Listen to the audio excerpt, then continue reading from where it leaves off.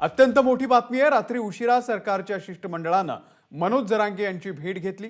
जवळपास 3 तास हे शिष्टमंडळ आणि मनोज जरांगे यांच्यामध्ये चर्चा झाली। यावेळी सुधारित अध्यादेश मनोज जरांगे यांना सुपूर्द करण्यात आलाय। या अध्यादेशामध्ये सगळ्या सोयऱ्यांच्या मुद्द्याचाही समावेश आहे। त्यासोबतच मनोज जरांगे यांच्या मागण्याही मान्य करण्यात आलेल्या आहे। त्यामुळे आता मनोज जरांगे थोड्याच वेळामध्ये उपोषण सोडणार आहेत।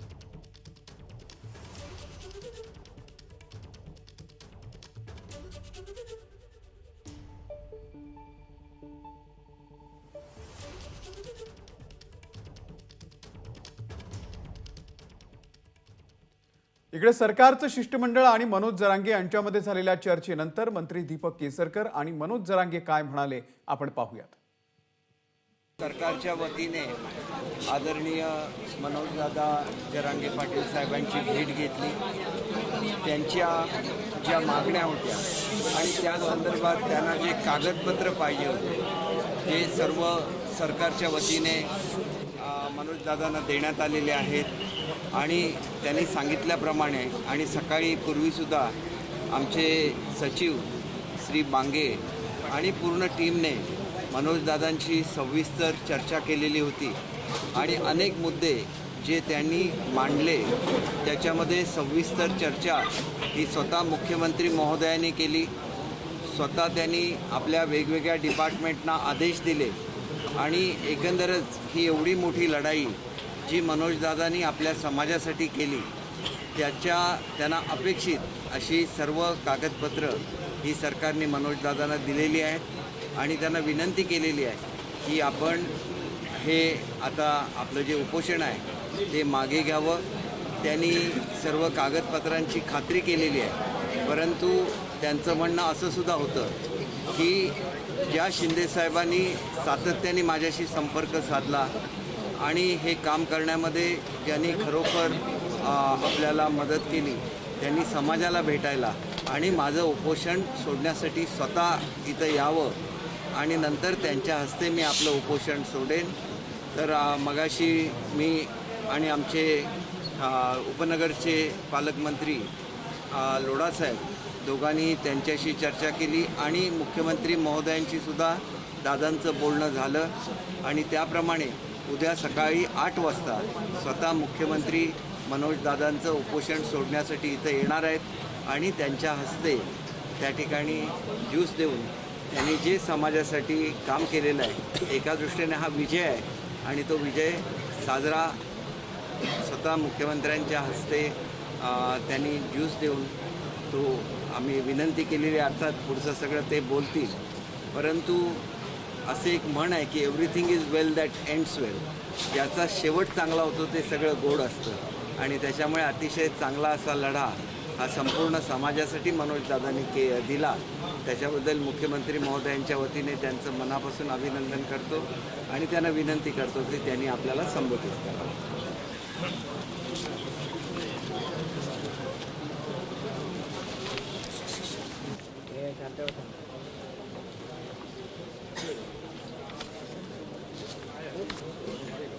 सर्व पत्रकार बांधवांना नमस्कार, जय शिवराय।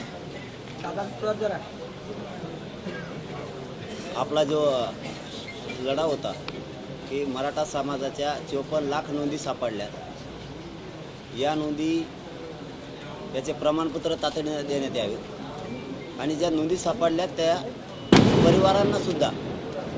परिवारांना सुद्धा तातडीनं ताबडतोब प्रमाणपत्र वितरित करण्यात यावे। ती प्रक्रिया सुरू झाली। 57 लाखापैकी 37 लाख प्रमाणपत्र वाटप करण्यात आले। तो डाटासुद्धा आपल्याला ते आता थोड्या दिवसात देणार आहे, कारण ते डाटा प्रक्रिया मोठी आहे, त्यामुळे तेही त्यांनी मान्य केलेलं आहे। आणि आपला सगळ्यात मोठा मुद्दा होता की ज्याची नोंद सापडली त्यांच्या सगळ्या सोयऱ्यांच्यासाठी अध्यादेश तुम्हाला पारित करावा लागेल। तो अध्यादेश त्यांनी पारित करून आपल्याला दिलेला आहे। म्हणजे आपण सगळ्यांचे खुटे आता उपटलेले आहेत, हे आपण त्यांनी आपल्याला आता तो दिलेला आहे। म्हणून मराठा समाजाच्या ज्या मूळ मागण्या होत्या या तीनही आता झाल्या। आपली सकारात्मक त्याच्यावरती चर्चा पण झाली आणि या अध्यादेशावरती जो राजपत्र त्यांनी काढलं याच्यावरती 3 घंटे चर्चा आपल्या मुंबई हायकोर्टाचे सिनियर वकील सगळे जवळपास 20-22 जण यांनी शब्दाना शब्दाची खात्री केलेली आणि त्यानंतरच आपण बाहेर पडलेलो. 2 वेगळ्या बैठका होत्या. मंत्री महोदयांच्या वेगळ्या, सचिव बांधवांच्या वेगळ्या आणि वकील बांधवांच्या आणि आमच्या वेगळ्या, असं वेगळं करून आपल्याला जो अध्यादेश पाहिजे होता, जो सोयऱ्याचा त्याच्यामध्ये घ्यायचे होते ते आपण घेतलेले. त्यामुळं आता आपली जी लढाई होती ती याच्यासाठीच होती, ती झाली. याचबरोबर ही झाला 3रा मुद्दा. आंतरवालीसह राज्यातले जे गुन्हे झालेले तेही पत्र सरकारनं आपल्याला दिलेलं आहे. स्वतः मुख्यमंत्री साहेबांना आदेश दिले की ते तातडीनं मागे घेण्यात येते. ती कारवाई आता सुरू होईल. त्यासह मराठवाड्यात आणि इतर राज्यात काही नोंदी कमी सापडलेल्या, जास्त करून मराठवाड्यात प्रचंड कमी नोंदी सापडल्या. त्यासाठी समितीला मुदतवाढ देऊन आणखीच्या नोंदी आपण त्या शोधायच्यात. तिथं जास्तीचा वेळ हा फक्त मराठवाड्यात जास्त समितीनं द्यायचा आहे. त्याच्यासाठी समितीला सुद्धा मुदतवाढ देण्याचं पत्रसुद्धा काढले. सगळे पत्र आपण घेतले, म्हणजे असं तोंडी काही नाही आहे. सगळे पत्र, सगळे शासन निर्णयसुद्धा घेतले आणि ती काम आता करणार आहे. त्यावरती ज्या वंशावळी जोडायच्यात 5वा मुद्दा आहे, तेही आपण शासन निर्णय घेतला आहे. वंशावळी जोडण्यासाठी तालुका स्तरावर समिती स्थापन केली त्यांनी, त्याचाही शासन निर्णय झाला आहे, तो पण आपण घेतला आहे.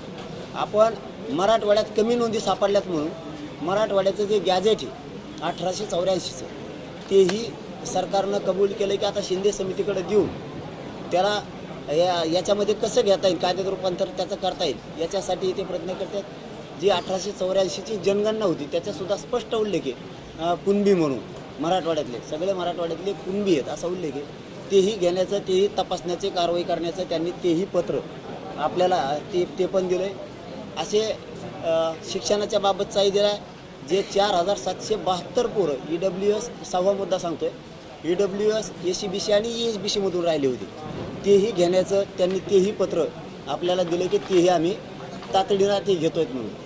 शिक्षणाच्या बाबतच्या OBCच्या ज्या सवलती आहेत त्याच मराठा समाजाला सुद्धा लागू करण्याची अंमलबजावणी ते आता लगेच तातडीनं त्यासुद्धा करणार आहेत. ह्याच तातडीनं अंमलबजावणी. आता जो कायदा पारित याचा रूपांतरित होणार आहे ते आता जे अधिवेशन येणार आहे त्याच्यामध्ये होतं. आणि याला 6 महिन्याची गॅरंटी असते.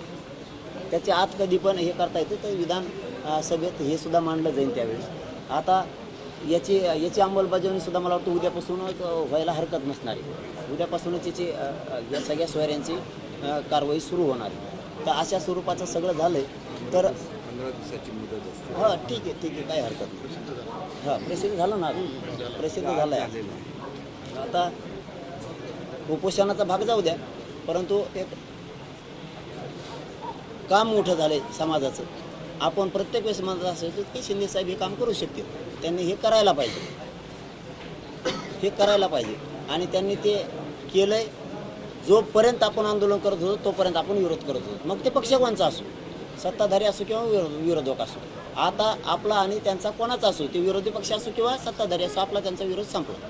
आपण समाज म्हणून काम केलेलं आतापर्यंत, आजपासून आपण ते कोणत्या पक्षाचा आडवा येऊ त्याला सोडलेलं नाही मराठा आरक्षणाच्या विरोधात. आता आपलं काम हे होतं म्हणून आपण विरोध करत होतो. मराठा समाजाच्या पोरांचं कल्याण होतंय हे आपला लढा होता खरा, तेव्हा आपण यशस्वी केला. आजपासून आपला त्यांचा विषय विरोधाचा संपलेला आहे. समाज म्हणून तुमचं ते वैयक्तिक काय असेल ते त्याच्याशी मला देणं घेणं नाही, पण समाज म्हणून आपला विषय आज संपलेला. तर कुणीतरी जबाबदार असावं. मंत्री महोदय हेही उद्या येतील, यांच्या हातानं हे घेऊ. आज स्वीकारलं आहे आपण, पण सकाळी 7 वाजता इथं आपल्याला छत्रपती शिवाजी महाराजांच्या चौकात सगळ्याला जमायचं आहे, आपल्या सगळ्या बांधवाला. त्यांच्या हातानं तिथं आपण पत्र घेणार आहे. तो उपोषण सोडायचं ठीक आहे, परंतु खरं हे ते पत्र हे दोघं येतं. आणखी त्यांचे काही मंत्री महोदय येणार असतील तर आपली काही हरकत नाही, पण मुख्यमंत्री साहेबाच्या हाताने हे उद्या त्याला आपल्याला सकाळी हे पत्र स्वीकारायचं. कारण जबाबदारी त्यांनी दिले, जबाबदारी त्यांची पण आहे आणि समाजालाही माहीत होणं गरजेचं आहे की आपलं काम झालं आहे, आता आपलं शत्रू संपलं. मी तुमच्या जोरावरती बोलवतो आहे, कारण विरोधाचा भाग नाही. जसे मला तुम्ही शब्द देता तसा मी वागतो. तुम्हाला मायबाप मानलेले समाजाला मी मुलगा म्हणून काम करतो.